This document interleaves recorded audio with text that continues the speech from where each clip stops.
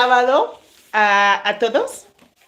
Me ha llegado este libro que he comprado, que todo el mundo tiene algo que decir. And so I thought, what can I do with this book on an educational level? And so I figured out, because I tried to find it. I've tried to find this in Spain where I live, and it was just virtually impossible. And I went to four bookshops. They didn't have it. They had it in Spanish, titled La Sombra, the shadow. I love how translations of Spanish books and Spanish movies are just always completely different to the actual name in English. But anyways, Spare, which is Prince Harry's autobiografía. And what I'm going to do is I'm going to read through it, but in order for us to be getting some sort of vocab out of it, for each page I read, I'm going to take a keyword from it that perhaps you will need for your exam or just for learning Spanish in general. And I've read 5 pages so far. And from those 5 pages, I have got key vocabulary. Nothing, weird or just verbs that you need to know, adjectives that you need to know. And so that's it. And I'm not crazy about royals anyway, never been. But I really liked Princess Diana. And growing up, Prince William and Prince Harry were just figures that we grew up with. But I am completely in support of anyone who is willing to stand up for what they believe in and willing to fight for their happiness. And so that's why I got this. I got this a little bit cheaper than they are going for at the moment, because in Spain, I find that books don't go half price. So my mum was here last week, and my mum said that in England at the moment, they'd gone down to half price. So I thought, oh, this would be nice. No. In Spain, they are still 35 euros. So I was like, what? So what I did is I went on to Amazon and I got this, but this was actually, it said it was a used book. It looks brand new. It doesn't look as though anyone's read it. But just because it said used, I paid a little bit less for this book. So if you see, it says Amazon warehouse, which just means that perhaps someone didn't like it and returned it. I don't know how it works, but it still looks brand new. So that's what I'm going to do with you guys. I'm not going to start. Actually, I'll do the first page today, perhaps. And for the first 3 pages I will do today, and I'll give you those words. But yeah, I'm not going to try and sway anyone. If this is a book that you think you could get something out of, well, go for it. If you're learning Spanish and you do like the royal family, or you do like this character, get it in Spanish. It's called La Sombra. But personally, I don't like to get books or watch movies when they've been translated. I like to read things in the original language. So yeah, Prince Harry, Spare. What I find really striking about this as well is that just the title says so much, Imagine going through life feeling like that you were there just for an ulterior motive, and you weren't conceived just from sheer love. It was planned. That hurts my feelings, Who wants to feel like that? There was a film actually a while ago, many moons ago. I think it was called My Brother's Keeper or something like that, or My Sister's Keeper. I can't remember. But basically it was someone who was born to sort of give blood to their siblings, or and I don't remember what else. So the first child was born with a problem, and so the parents conceived a spare, really, to help the first child get better. It just reminds me of that. I do digress, and so what I'm going to do is I'm going to read the first 2 pages. That is it. And I'm going to give you a word in Spanish from both pages that I think you ought to know. And perhaps if you buy the La Sombra in Spanish, you will find that the vocabulary is completely different, or it's a word that they're synonyms. So I might translate a word and you find in the book that's been translated as something else. So I'm just going to read 2 pages. I won't go on too much. Okay. And they start with a quote which says, "The past is never dead. It's not even past." That was from William Faulkner. So it starts off with, "We agreed to meet a few hours after the funeral in the Frogmore Gardens by the old Gothic ruin. I got there first. I looked around, saw no one. I checked my phone, no texts, no voicemails. They must be running late, I thought, leaning against the stone wall. I put away my phone and told myself, stay calm. Tranquilo. Stay calm. Tranquilo. The weather was quintessentially April. Not quite winter, not yet spring. The trees were bare and the air was soft. The sky was grey, but the tulips were popping. The light was pale, but the indigo lake threading through the gardens glowed. How beautiful it all is, I thought, and how sad. Once upon a time, this was going to be my forever home. Instead, it had proved to be just another brief stop. When my wife and I fled this place in fear for our sanity and physical safety, I wasn't sure when I'd ever come back. That was January 2020. Now, 15 months later, here I was. Hours after waking to 32 missed calls and then one short, heart-racing talk with Granny. Harry, Grandpa's gone. The wind picked up, turned colder.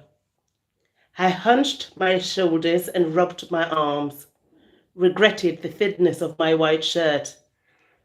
I wish I'd not changed out my funeral suit. I wished I'd thought to bring a coat. I turned my back to the wind and saw, looming behind me, the Gothic ruin, which in reality was no more Gothic than the Millennium Wheel. Some clever architect, some bit of stagecraft. Like so much around here, I thought. I moved from the stone wall to a small wooden bench. Sitting, I checked my phone again. Peered up and down the garden path. Where are they? Another gust of wind. Funny, it reminded me of Grandpa. His wintry demeanor, maybe. Or his icy sense of humor. I recalled one particular shooting weekend years ago. A mate, just trying to make conversation. So we would say, intentando entablar una conversación. So trying to make conversation. Intentando entablar conversación. Okay, so that's your word from the first page. That's the first page, done. I'm going to do one more page and then that is it. Grandpa, what he thought, so like I messed the word off. So so that's the friend, he asked Grandpa what he thought of my new beard, which had been causing concern in the family and controversy in the press. Imagine that. You can't even have a beard, for goodness sakes. He's a man. Why can he not just have a beard? Come on. Everyone has something to say about his life. Interesting. I would never shave again if it irritated everyone that much. Okay. Should the Queen force Prince Harry? Should the Queen force Harry to shave? To shave, yeah. Should he be forced to shave? What is he? A child? Grandpa looked at my mate, looked at my chin, broke into a devilish grin. That's not a beard. He sounds like a Jamaican granddad, really, doesn't he?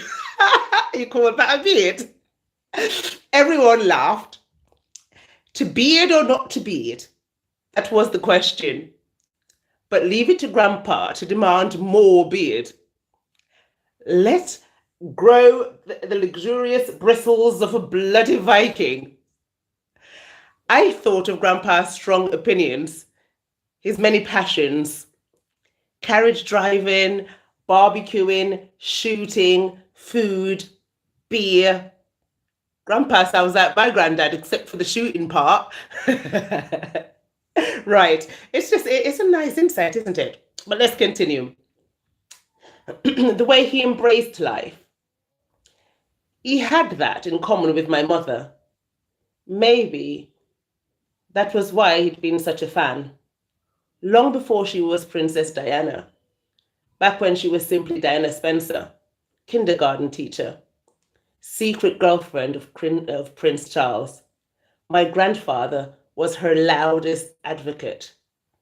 Some said he actually brokered my parents' marriage. If so, an argument would be made that Grandpa was the prime cause in my world. But for him, I wouldn't be here. Neither would my older brother. Then again, maybe our mother would be here if she hadn't married Pa. I recall one recent chat, just me and Grandpa, not long after he'd turned 97. He was thinking about the end. He was no longer capable of pursuing his passions, he said. And yet, the thing he missed most was work. Without work, he said, everything crumbles. He didn't seem sad, just ready. You have to know when it's time to go, Harry. I glanced now into the distance, towards the mini skyline of crypts and monuments along Frogmore. The royal burial ground, final resting place for so many of us, including Queen Victoria. Also, the notorious Wallis Simpson. So that's the American lady who married into the royal family. Also, her doubly notorious husband, Edward, the former king and my great uncle. After Edward gave up his throne for Wallis, after they fled Britain, both of them fretted about their ultimate return, both obsessed about being buried right here. The Queen, my grandmother, granted their plea, but she placed them at a distance from everyone else, beneath a stooped plane tree. One last finger wag, perhaps. One final exile, maybe. I wondered how Wallis and Edward felt now about all their fretting. Did any of it matter in the end? I wondered if they wondered at all. Were they floating in some airy realm, or mulling their choices? Or were they nowhere, thinking nothing? Could there really be nothing after this? Does consciousness, like time, have a stop? Or maybe, I thought, just maybe, they're right here now, next to the fake Gothic ruin, or next to me, eavesdropping on my thoughts. And if so, maybe my mother is too. Okay, wow, only 2 pages. And so the word that I'd like to give you from that is eavesdropping. Um, there isn't a Spanish word for eavesdropping. It's just a description, and it's escuchar detrás de la puerta. So it's quite literally a description of what it means to eavesdrop. So there isn't an actual word for eavesdropping in Spanish. There isn't. I'm doing a list of words in Spanish that do not have they didn't have a translation in Spanish, because I think a month ago, I did a video of Spanish words that didn't exist in Spanish, in English, really. And so I thought you have to do it the other way around. And so I'm doing that. And eavesdrop is one of those words that you'll find on the list. As soon as I get some time, I'm going to put that video out. But I'm going to record the video because I have a lot of vocab that I still have to. And do you know what? I feel as though I cannot just end like that. I'm going to do one last page and then I'm going to go. Okay, one last page.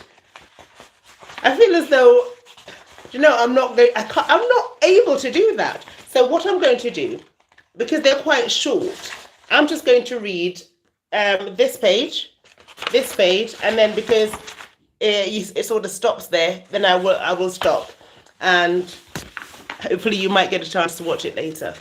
Okay? I hate finishing pages on a weird. It just feels awkward to end on this page. So I'm going to read a couple more pages, give you a few words, and then I will leave you. So you can enjoy the rest of your Saturday, your weekend. Okay. All right. Let's go for it. Hopefully you'll see this later if you're not able to watch right now. Okay. Right. So I stopped with maybe my mother is too on page 2. So I'm going to carry on to page 3. The thought of her. Okay. The thought of her, as always, gave me a jolt of hope and a burst of energy and a stab of sorrow. It's quite descriptive, you feel it. You absolutely do. I missed my mother every day. But that day, on the verge of that nerve-wracking rendezvous at Frogmore, I found myself longing for her, and I couldn't say just why. Like so much about her, it was hard to put into words. Although my mother was a princess, named after a goddess, both those terms always felt weak, inadequate. People routinely compared her to icons and saints, from Nelson Mandela to Mother Teresa or Joan of Arc. But every such comparison, while lofty and loving, also felt wide of the mark. The most recognizable woman on the planet, one of the most beloved, my mother, was simply indescribable. That was the plain truth. And yet, how could someone so far beyond everyday language remain so real? So palpable, present, so exquisitely vivid in my mind? How was it possible that I could see her, clear as the swan skimming towards me on the indigo lake? How could I hear her laughter, loud as the songbirds in the bare trees. Still, there was so much I didn't remember because I was so young when she died. But the greater miracle was all that I did. Her devastating smile, her vulnerable eyes, her childlike love of movies and music and clothes and sweets and us, and how she loved my brother and me obsessively. She once confessed to an interviewer, "Well, mummy, vice versa." Maybe she was omnipresent for the very same reason that she was indescribable, because she was light, pure, and radiant light. And how can you really describe light? Even Einstein struggled with that one. Recently, astronomers rearranged their biggest telescopes, aimed them at one tiny crevice in the cosmos, and managed to catch a glimpse of one breathtaking sphere, which they name Uranus. Uranus. Uranus? The old English word for morning star. Billions of miles off and probably long vanished, Earendel is closer to the Big Bang, the moment of creation, than our own Milky Way. And yet, it's somehow still visible to the mortal eye because it's just so awesomely bright and dazzling. Isn't it just beautiful the way he talks about his mom? That was my mother. That was why I could see her, sense her always, but especially that April afternoon at Frogmore. That, and the fact that I was carrying her flag. I'd come to those gardens because I wanted peace. I wanted it more than anything. I wanted it for my family's sake and for my own, but also for hers. People forget how much my mother strove for peace. She circled the globe many times over, trepsed through minefields, cuddled AIDS patients, consoled war orphans, always working to bring peace to someone somewhere. And I knew how desperately she did want peace between her boys and between us two and Pa, and among the whole family. So the word I'm going to give you from that page, I sort of skipped to the next page because I didn't want to end with with a half of a sentence. So the word I'm going to give you from this way is a verb that you I found myself longing for her. La echaba de menos. La echaba de menos. Echar de menos is to miss. Echar de menos. Echar, not with the H, but with the E. Echar de menos. Okay, longing for her. That's another expression as well. You know, when you say that you're missing someone or you're homesick, there isn't quite a word in Spanish. It's sort of an explanation. You have to go into it and explain it. So that's your word, echar de menos, from page 3. And I'm going to go on because I don't want to be here all day. I know you have people to see, places to go, and I don't want to take up that much of your time, so I shall proceed. 2. For months, the Windsors had been at war. There had been strife in our ranks, off and off, going back centuries. But this was different. This was full-scale public rupture, and it threatened to become irreparable. So, though I'd flown home especially and solely for Grandpa's funeral, while there, I'd asked for this secret meeting with my older brother Willie and my father to talk about the state of things,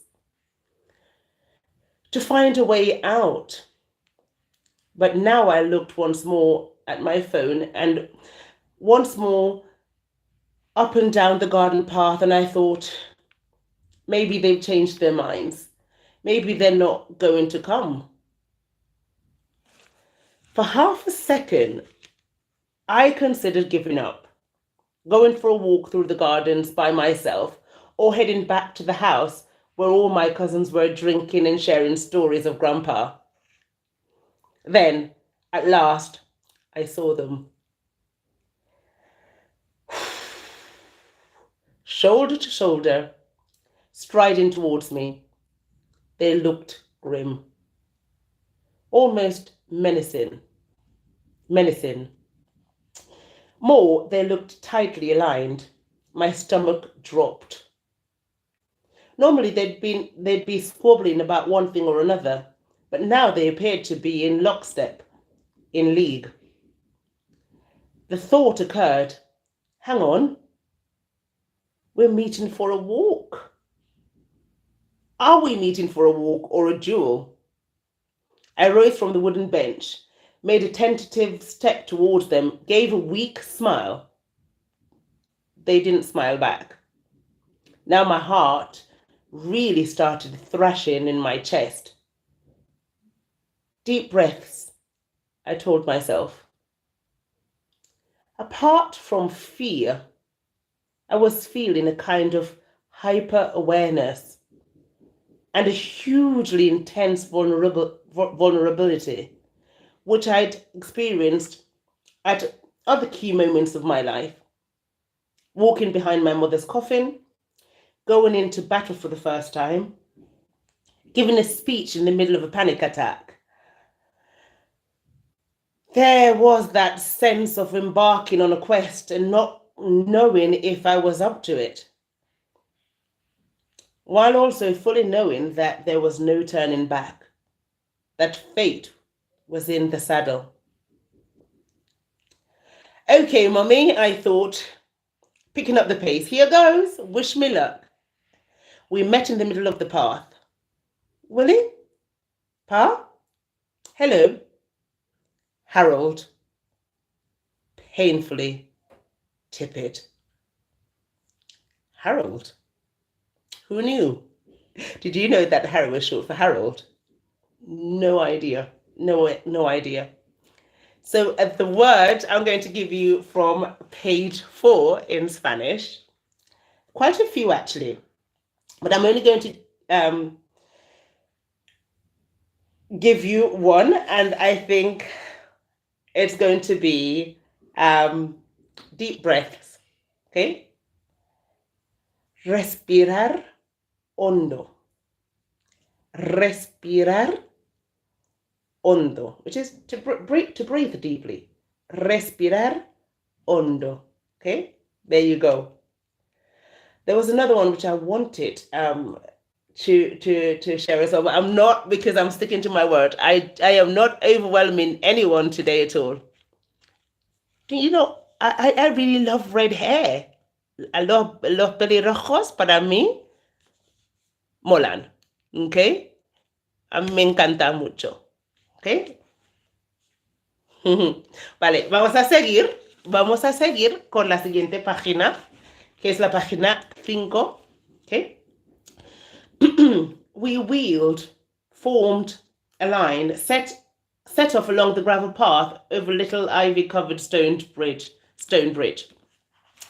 The way we simply fell into this synchronous alignment, the way we wordlessly assumed the same measured paces and bowed heads, plus the nearness of those graves. How could anyone not be reminded of Mummy's funeral?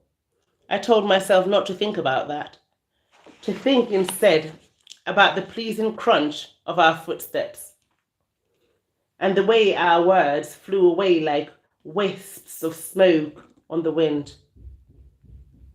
Being British, being Windsors, we began chatting casually about the weather.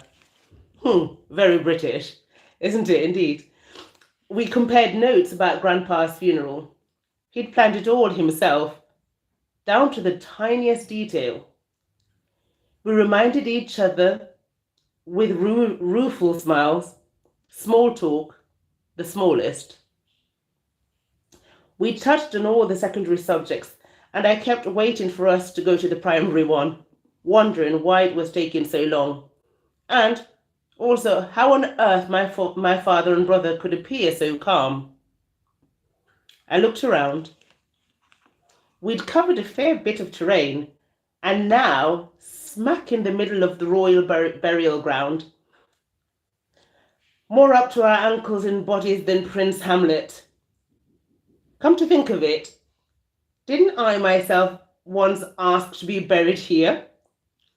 Hours before I'd gone off to war, my private secretary said I needed to choose the spot where my remains would be interred. En serio? This is a nice word, actually. Interred. When you start learning a foreign language, you'll see words that are so similar. Interred, enterrar, to bury, so it's a synonym. Okay? Interred, enterrarse. Okay? Enterrar. Yeah? Rather than double R. Should the worst happen, Your Royal Highness, war being an uncertain thing, there are several options. St. George Chapel, the Royal Vault at Windsor, where Grandpa was being settled at this moment. No, I choose this one because the gardens were lovely and because it seemed peaceful. Our feet almost on the top of Wallis Simpson's face. Pa launched into a micro lecture about this personage over here, the royal cousin over here, all the once eminent dukes and duchesses, lords and ladies currently residing beneath the lawn. A lifelong student of history, he had loads of information to share. The part of me, and part of me thought we might be there for hours, and that there might be the test at the end. Mercifully, he stopped, and we carried on along the grass around the edge of the lake, arriving at a beautiful little patch of daffodils. It was there at last that we got down to business. I tried to explain my side of things. I wasn't at my best. For starters, I was still nervous, fighting to keep my emotions in check, while also striving to be succinct and precise. More, I vowed not to let this encounter devolve into another argument. But I quickly discovered that it wasn't up to me. Pa and Willie had their parts to play, and they'd come ready for a fight. Your word for that there, even though I gave you one, is listo para pelear. Ready for a fight. Listos para pelear. Listos para pelear. Ready for a fight. Every time I ventured a new explanation started a new line of thought. One or both of them would cut me off. Willie, in particular, didn't want to hear anything. After he'd shut me down several times, he and I began sniping, saying some of the same things we'd said for months, years. It got so heated that Pa raised his hands. Enough. Enough. Basta. In Spanish, enough is basta. Suficiente. Basta. He stood between us, looking up at our flushed faces. Please, boys, don't make my final years a misery. His voice sounded raspy, fragile. It sounded, if I'm being honest, old. I thought of Grandpa. All at once, something shifted inside of me. I looked at Willie, really looked at him, maybe for the first time since we were boys. I took it all in. his familiar scowl, which had always been his default in dealings with me, his alarming boldness, more advanced than my own, his famous resemblance to Mummy, which was fading with time, with age. In some ways, he was my mirror. In some ways, he was my opposite, my beloved brother, my arch nemesis. Now, had that happened? How had that happened? I felt massively tired. I wanted to go home. I realized what a complicated concept home had become, or maybe always was. I gestured at the gardens, the city beyond, the nation, and said, Willie, this was supposed to be our home. We were going to live here the rest of our lives. You left, Harold. Yeah. And you know why? I don't. You don't. I honestly don't. I leaned back. I couldn't believe what I was hearing. It was one thing to disagree about who was at fault, or how things might have been different. But for him to claim total ignorance of the reasons I'd fled the land of my birth, the land for which I'd fought and had been ready to die, my mother country? What fraught phrase to claim no knowledge of why my wife and I took the drastic step of picking up our child and just running like hell, leaving behind everything, house, friends, furniture. Really? I looked up at the trees. You don't know? You don't know? Harold, I honestly don't. I turned to Pa.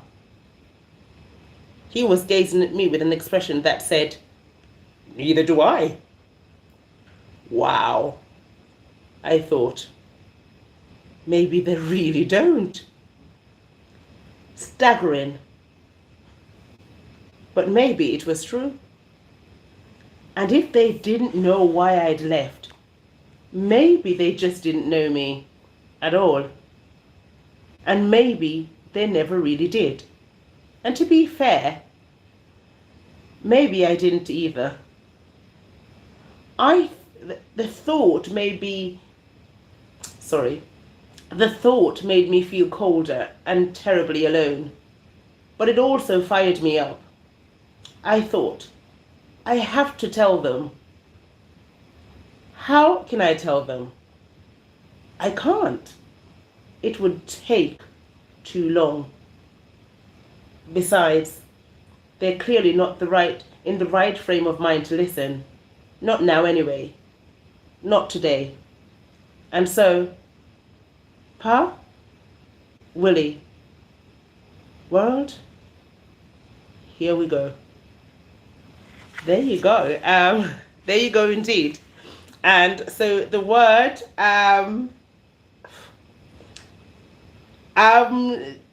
choosing to translate from that is, this is hard, there are lots.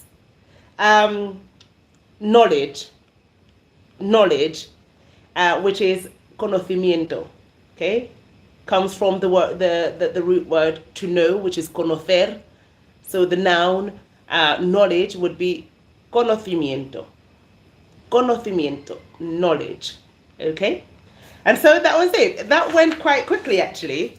And so I think I'm going to do that for the next few lives that I do. I cannot promise that I'm going to do the whole book, but I will certainly try to do a few pages when I get the chance. And I'll put a bookmark in so I don't forget, because I'm like that. I'll start reading a few books at the same time, and, well,